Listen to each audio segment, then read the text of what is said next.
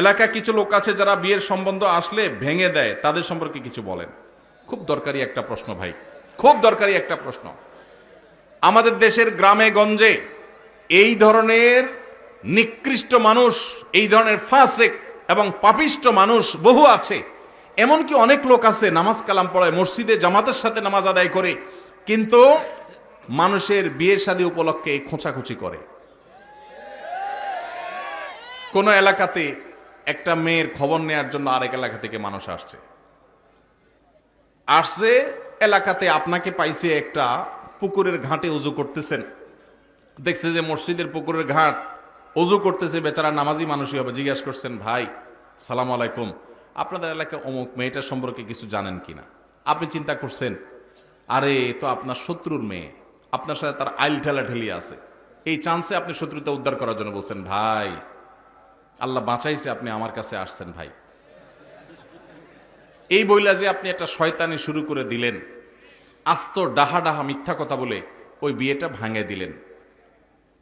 এই কাজটা শুধু মিথ্যা না, আল্লাহর জমিনে আল্লাহর আরশ কাঁপার মতো সবচেয়ে ভয়াবহ অপরাধগুলোর মধ্যে থেকে একটি। কারণ এখানে একটা নিষ্কলুষ চরিত্রে আপনি কালিমা দিলেন, একজন নিরপরাধ মানুষ সম্পর্কে মিথ্যাচার করলেন, আবার নিজে মিথ্যা কথা বললেন, আবার ওই লোকটাকে অসত্য সংবাদ দিলেন, মিথ্যা সাক্ষ্য দিলেন।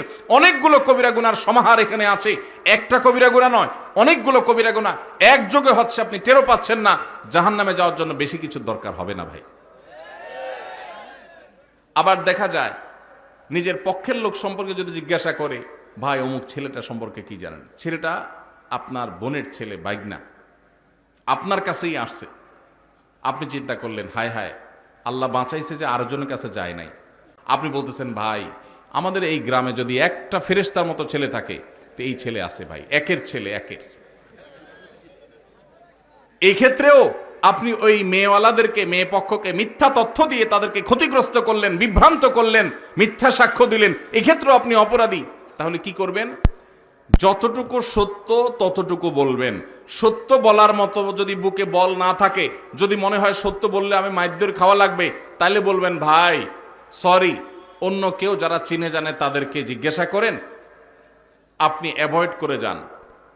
কিন্তু বলতে যখন যাবেন তখন আপনাকে সত্য বলতে হবে। নবী সাল্লাল্লাহু আলাইহি সাল্লাম বারবার আমাদেরকে সতর্ক করেছেন। তিনি বলেছেন, যদি তোমাকে কিছু বলতে হয় ফালিয়াকুল খায়রা আও লিয়াসমুত, তাহলে ভালো সত্য যেটা সেটাই বলবে, আর না হলে চুপ থাকবে। কিন্তু বলতে গিয়ে মিথ্যা বলা যাবে না। অনেক ভাইরা আছেন এই অপকর্ম করেন, কোনো কারণ ছাড়াই করেন, অযথা খোঁচাখুচি করেন, আছে না নাই? এই বিয়ে ভাঙার তালে এগুলো